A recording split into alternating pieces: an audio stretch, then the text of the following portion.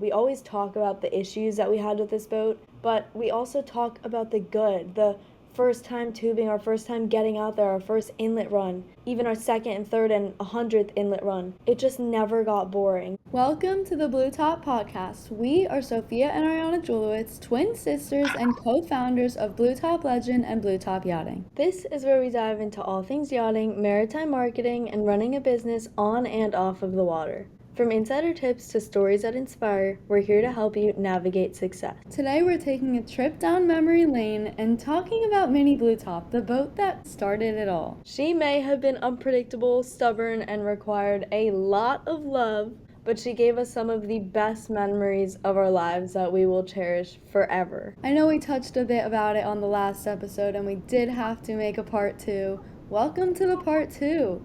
Mini Blue Top was not an easy boat to run. She was not an easy boat to maintain. For some reason, our dad did have the magical touch in getting that boat up and running.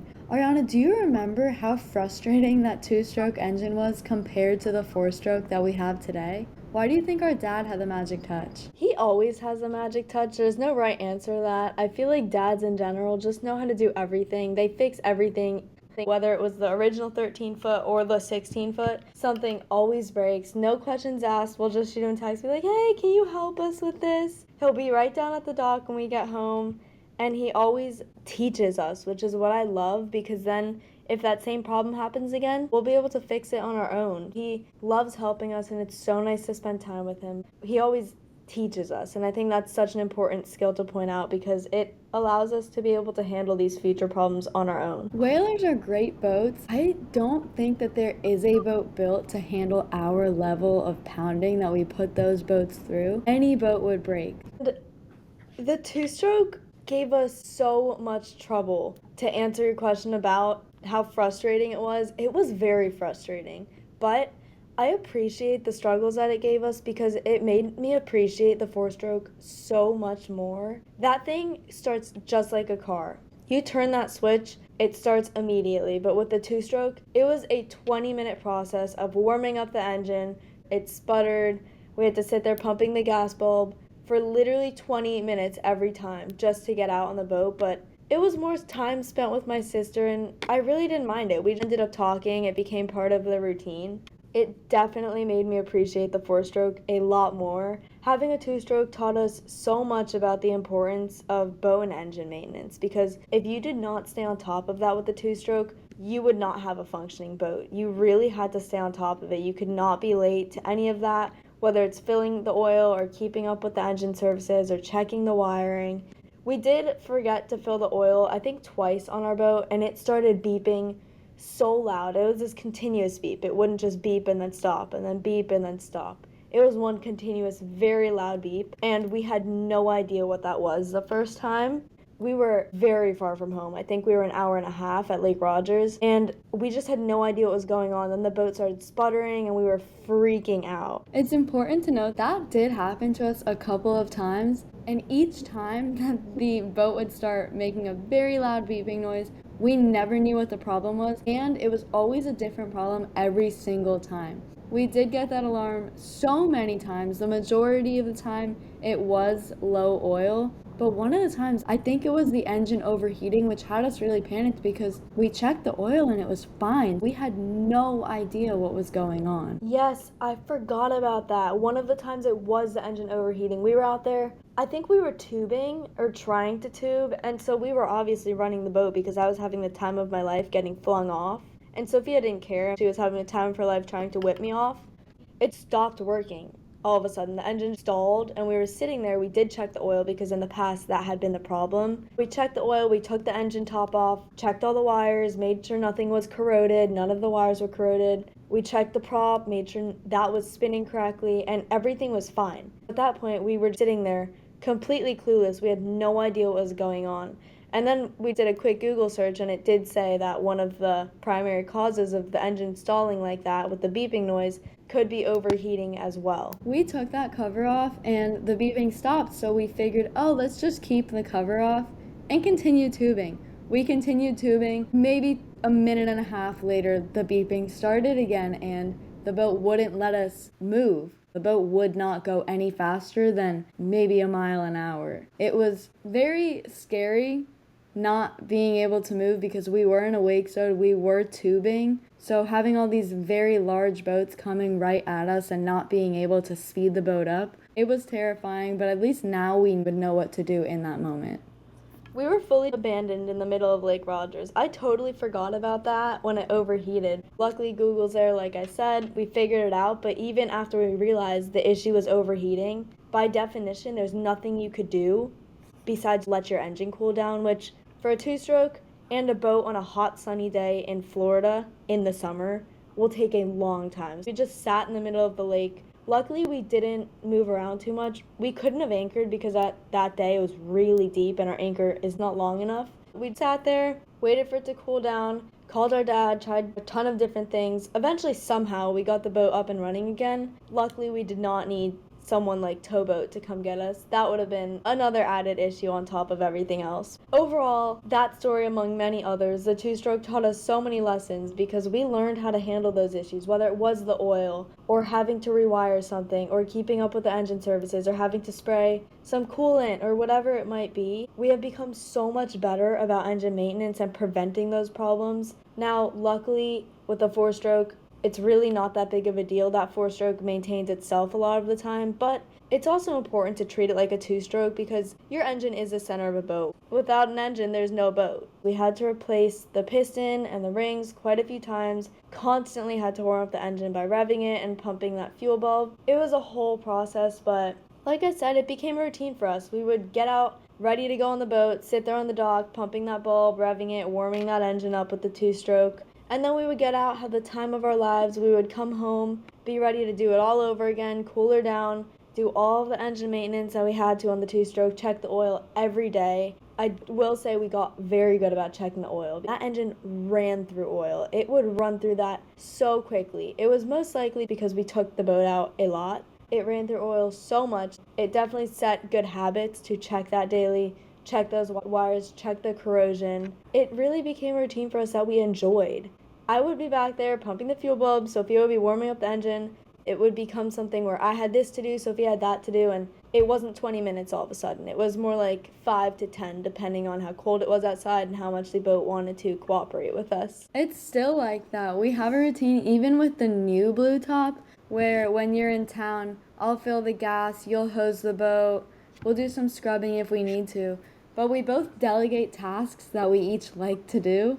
It works out really well. If we could have kept both boats, do you think we would still use the mini Blue Top today? Absolutely. I love that boat. I still ask my dad all the time, oh, I wonder what the new owners of Mini Blue Top are doing. I wonder if we could get that boat back. I actually spoke to him the other day about it, maybe 2 days ago. And he said it wouldn't be worth it to get her back because she was not reliable for the style of boating that we do. Even now when we know more about boats, it still wouldn't be practical for us because when we're looking to go out on the boat, we're looking to go out on the boat in the ocean and run her hard. So we need an engine especially that's very reliable. Mini Blue Top worked when she wanted to. That boat will forever hold such a special place in my heart, but for me, it wouldn't really be a competition. The Dauntless has my heart, and I think that this boat will have my heart forever. My kids are going to have this boat. Aside from all the issues which taught us so much and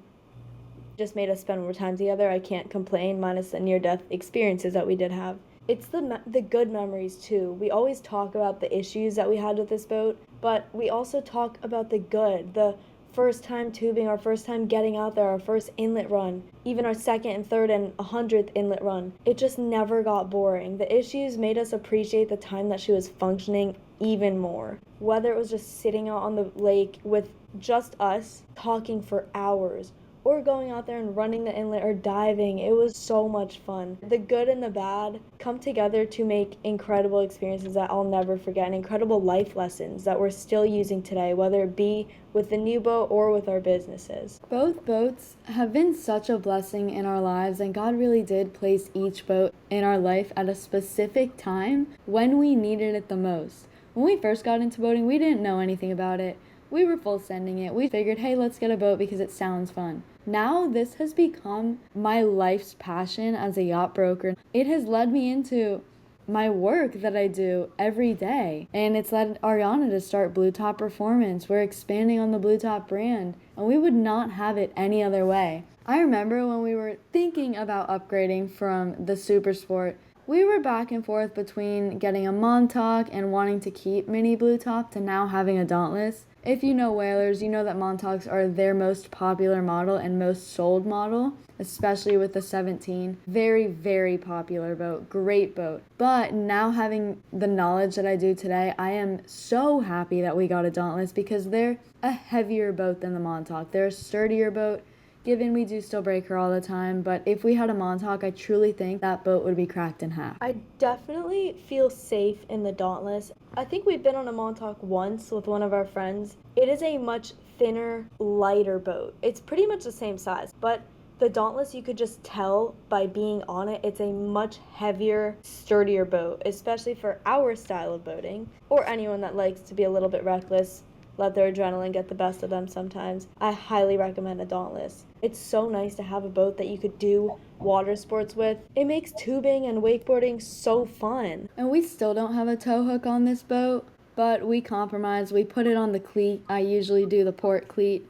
I've never done the starboard cleat. We learned the lesson on Mini Blue Top to not go close to the water line, so we avoid that at all costs. It would probably be smart with the amount that we do go tubing to get a tow hook, but at this point, we've graduated and we found our own way. We're DIYing it, and you know what? Something's worked because so far, there has not been a tow line that has got caught in this prop, so. This boat is going to be in our family forever. The Dauntless is going to be passed down from generation to generation. My future kids will be running this boat. Our kids are going to be best friends, so they're going to have the time of their lives on this boat. We'll definitely need to be repowering her a couple of times. We have put over 100 hours on her each year. We usually do 150 to 200 hours each year, so she does get serviced a lot. Thank you, International Marine. Given we did buy her with a newer engine, the boat is a 2001, the engine is a 2016 Yamaha. That boat already had low hours. The old owner didn't really use it. It was sitting in storage in a garage, and he had reupholstered the entire thing. We basically got a brand new looking boat that had maybe 50 hours on the engine. The first year that we got her, I think we put 250 hours on that boat. We got so lucky. Looking back, I know we already touched on this, but I'm so glad that we shot that Montauk down because as much as we most likely would have made amazing memories and kept Blue Top going with that boat, I think that the Dauntless fits us, the way that it's sturdy and it's hardy and you could put that thing to the test. I feel so safe. That has allowed us to pull a lot of stunts. Being on the other boat and having that massive jump that we did at the end, we got a little bit scared and we realized that we needed to take things a little bit safer and do things a little bit more carefully. But with this boat, especially with the V-hull, which helps massively, you're allowed to still push the limits sometimes, but we could slice through waves while still getting jumps instead of coming onto a white cap and completely going 90 degrees with the water. God definitely put this boat in our lives at the perfect time, and he chose the right one for us. It was time for us to upgrade. Realistically, Mini Blue Top did have a 6-foot fiberglass crack right down the hull, so we couldn't keep boating, especially with the style that we do. It wasn't easy letting that boat go, but God always gives blessings, and even if you don't know why he leads you down a path, you're going to figure it out sooner or later, and we figured it out sooner rather than later because he placed the beautiful Dauntless into our lives. Do you remember how we felt when we found that 6-foot crack in the hull? I know it was still seaworthy, but what was our it's time to upgrade moment? We did not realize that we had a massive crack or even a crack at all for a long time. We were just boating and realized that water was coming in. We thought it was a little spider crack or we thought that it was some issue with the drain plug. But one day, our boat was on the jet ski dock. We were asking our dad, we were talking to him, and nobody could figure this out. Nobody had an idea what was going on. So he decided to actually take a deep look at the boat, and the first thing that he did on that dock was take a look at the bottom. Now, on a jet ski dock, because we had a flat hull, the front of the boat was slightly lifted, and that allowed him to take a look under, not of the whole boat, but of the front half of it. Immediately, he turns around and looks at us and says, do you guys realize you have a massive crack in the hull of your boat? We were astonished. We had no idea what was happening. I would imagine that with a massive crack like that, the boat would have sank a long time ago or had a lot more water rushing in. But of course, being a whaler, we got super lucky, never had that issue. Water never came pouring in at any time. It was just a slight leak, which is why we never expected it, despite, of course, all of the pounding that we put that boat through.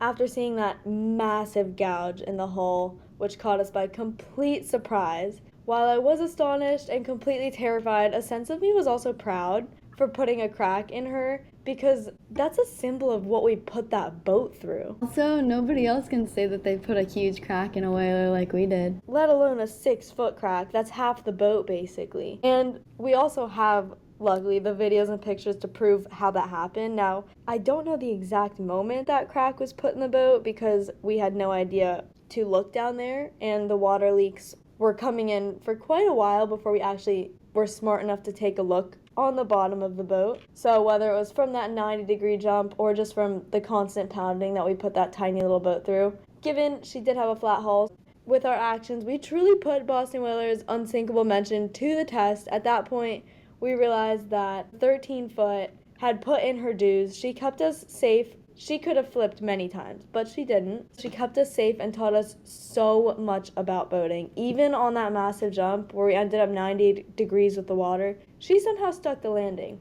In that moment, it felt so much slower than it looked on camera. I'm so happy you mentioned that because I was just about to say it felt like we were going in slow-mo in that moment. I don't know what was going through our minds. I just remember everything kind of stopped and then it slowly started to come back into normal time. It was the weirdest feeling ever. It was such a weird feeling because we were already scared before that jump. We were going out in the ocean, massive whitecaps. We've already talked about this in the previous episode. Going out probably wasn't the best idea. We honestly didn't think anything of it until the time was to turn around and come back into the intercoastal and inlet. So at the time that we had to turn around, we had to directly face those whitecaps. I have no idea how she stuck the landing is the moral of the story.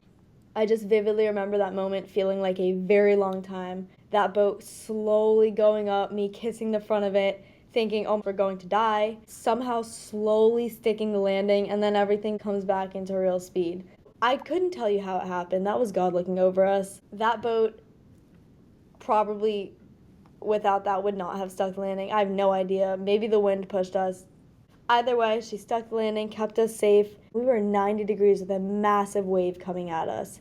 Regardless, I still miss that boat, but like you said, it was definitely time to upgrade to a slightly larger hull and a V hull that could take the pounding because given our actions prior to this new boat and with this new boat, our sense of boating and our style of boating is not going to change. We love having adrenaline and having fun and pounding that thing, putting her to the test. But luckily, now that we have a V hull, which handles the waves much better while still managing to air out, on occasion, we're still allowed to have that fun and we're still allowed to boat how we want, but we are kept much safer and I feel so much more comfortable in this boat. Why do you think it was so hard for us to let go of the original Blue Top? Those memories that we made will stay with us forever. We spent so long fixing that boat before she could actually hit the water, and the amount of time that we put into her to see all those memories that we made, it's like it all came together for us. We knew that we could make memories on any boat. We can make anything fun as long as we're together. I say that all the time, but that boat was something special.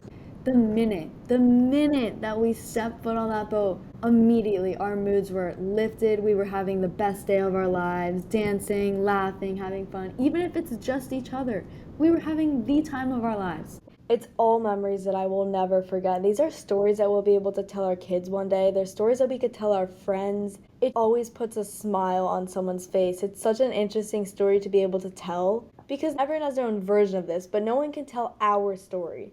This is our story and we built it. And that itself has made this so special. To be able to have a story to tell our future kids about exactly how we got so close as twins, because we weren't always close. This was the point that taught us the importance of each other. That's the best way to put it. That one moment in Blue Top where we almost flipped, we immediately got so much closer. We always needed to be around each other, always did everything together, loved being in each other's presence. Exactly. It turned out to be something good in a sense. We did almost die, but we didn't. And we used that near death experience to realize the value of having those experiences and being able to surround yourself with the people that you genuinely love and make memories that you will cherish forever and spend that time doing things that you won't regret. I don't regret any of this, and I love every moment because we did it with each other and with our dad and with our family. It's truly something I could talk about forever, but in the sense of keeping this short, we don't have to. That boat was so special, and this one that we have now is so special as well. We have made so many memories on both of these boats and boating in general that I will never forget. Everything that we did on that boat, every memory we made will stick with us forever because it shaped us into the people that we are today. Mini Blue Top did and forever will hold such a special place deep in our hearts. Ariane, how did our dad's practicality influence our decision to upgrade to our now Dauntless? To put it simply, he was right, and that's something that has taken both of us a long time to realize. Your parents are pretty much always right. Always. I think every kid needs to hear that. As hard as it is to come to that decision, our dad was right. He was always right. We needed a Boston whaler. Check that box because clearly we did. I have no idea how any other boat would have handled that. And he was definitely right when he brought it up that we had to upgrade because if we kept boating on that 13 and pounding her, she might have split apart, and I would not have been surprised if she did because of the massive crack through her hull and of course all of the repairs that we had to be making. She was literally leaking from the outside in. It was undeniably time to retire her. He was concerned with our safety with the big crack, the constant repairs and the engine failures. Honestly, just wanted another boat that we could full send to the fullest and not be limited by factors like the ones that I just mentioned with the constant repairs. His decision, centered around our safety, definitely made us rethink things and made us realize that it was about safety and we were putting ourselves at risk more than we should have been just for adrenaline. With the bigger boat, we could still do that. We could still boat how we want to with our style, push that adrenaline, but we could be a little bit safer and do it a little bit safer. With the bigger boat and with the V-hull, putting life jackets on and wearing your kill switch, he was just being a good dad that wanted to keep us safe. He let us push our limits to the top, and he always encouraged us to do it safely, but we definitely did need to come to it on our own terms. Now, every time we go out, even on a slightly rough day, we always wear our life jackets, and even if it's not a rough day, if it's completely flat out, I will always wear my kill switch whenever I go in the ocean. Mini Blue Top taught us so much. She was so much more than a boat. She was our first true test of responsibility, of problem solving and adventure. Saying goodbye was not easy. In fact, it was probably one of the hardest things that I have ever done, but she opened up a world of opportunity. That's it for this episode of the Blue Top Podcast. Thank you for tuning in. We loved having you on board. Make sure to follow us on social media for more behind the scenes moments and updates from Blue Top Legend, Blue Top Yachting, and Blue Top Performance. And remember, we're all about navigating excellence and anchoring trust. Don't forget to keep that throttle pinned. And as always, don't touch my throttle. We'll see you next time. Next time.